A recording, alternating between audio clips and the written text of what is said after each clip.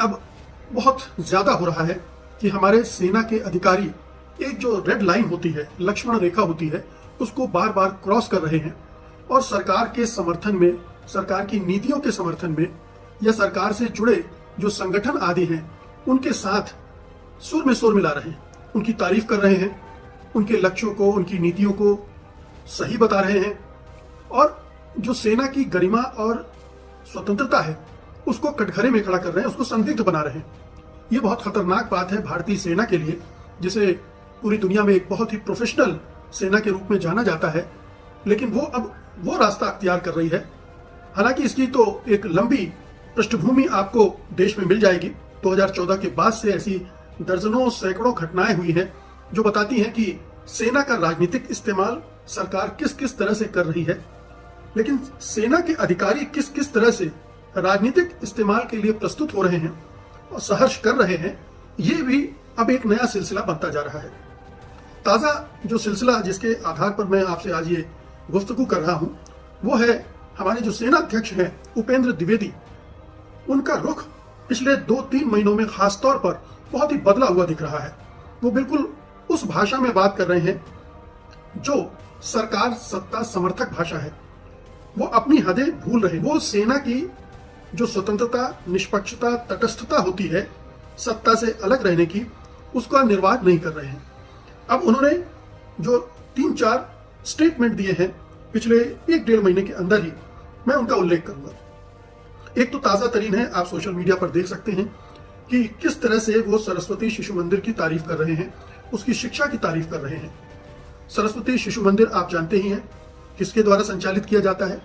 वो राष्ट्रीय स्वयं सेवक संघ की शाखाएं हैं, उसके द्वारा संचालित स्कूल हैं और उन स्कूलों में एक खास तरह की शिक्षा दी जाती है जो मदरसों में दी जाती है।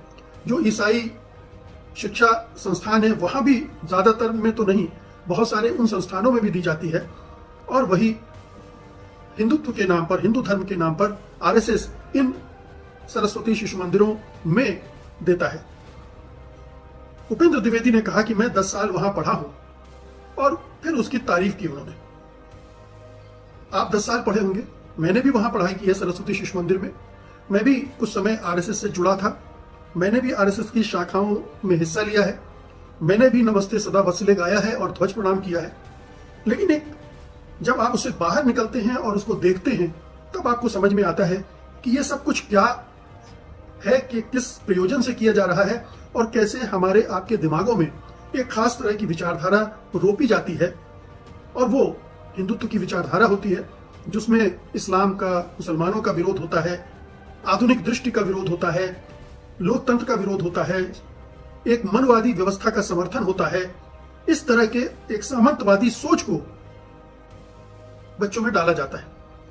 तो जो उनसे निकल जाता है, उनको समझता है, उसको फिर पीछे छोड़ देता है और अपने नए ढंग से, स्वतंत्र ढंग से सोचकर अपनी राय बनाता है।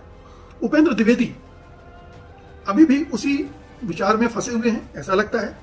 क्या उनके दिमाग में अभी भी वो शिक्षा जो शिशु मंदिर में उनके बचपन के दौरान दी गई थी इतनी हावी है कि वहां से निकलने के बाद इतने ऊंचे ओहदे पहुंचने तक वो उसको ठीक ढंग से एनालाइज नहीं कर पाए, समझ भी नहीं पाए कि आखिरकार वो किस एजेंडे के तहत वो शिक्षा वहां दी जाती है।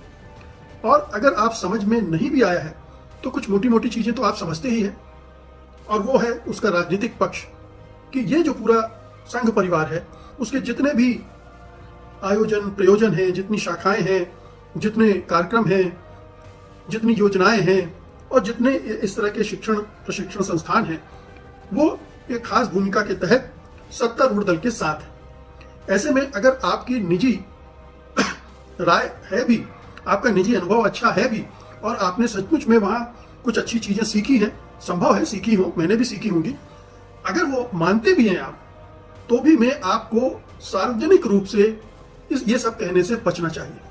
लेकिन वो कह रहे हैं, लगातार कहे जा रहे हैं। कुछ और टिप्पणी लीजिए। इसी महीने उन्होंने टिप्पणी की थी ट्रंप के ऊपर, खुद ट्रंप को नहीं पता होता कल क्या करेंगे। अब ये एक बहुत ही विवादास्पद बयान है। आप सेना अध्यक्ष हैं, आप विदेश मंत्री नहीं हैं, आप प्रधानमंत्री नहीं हैं। विदेश नीति पर टीका टिप्पणी करने का अधिकार आपका नहीं है। आपको अपने अधिकार क्षेत्र में रहते हुए ही बोलना और करना चाहिए, लेकिन आपने इस सीमा को लांघा और इसकी आलोचना हुई और ये आरोप सरकार पर लगा कि सरकार सेना को विदेश नीति का एक टूल की तरह इस्तेमाल कर रही है, यानी सरकार के टूल के रूप में उपेंद्र द्विवेदी इस्तेमाल हो रहे हैं। ये इसका निष्कर्ष निकला, जो कि जियो पॉलिटिकल जो एजेंडा है उससे जुड़ जाता है खुद ब खुद जो उपेंद्र द्विवेदी ने कहा, जो कि होना नहीं चाहिए। पाकिस्तान और चीन के बारे में अगर आप कुछ कह देते हैं तो भी चलता है, क्योंकि वो पड़ोसी हैं, आपके शत्रु देश हैं, वहां आपकी ये टिप्पणी चल जाती है। लेकिन आप जब अमेरिका के राष्ट्रपति पर यह टिप्पणी करने लगते हैं तो इसका असर भारत की विदेश नीति पर पड़ता है, भारत के लक्ष्यों और हितों पर पड़ता है।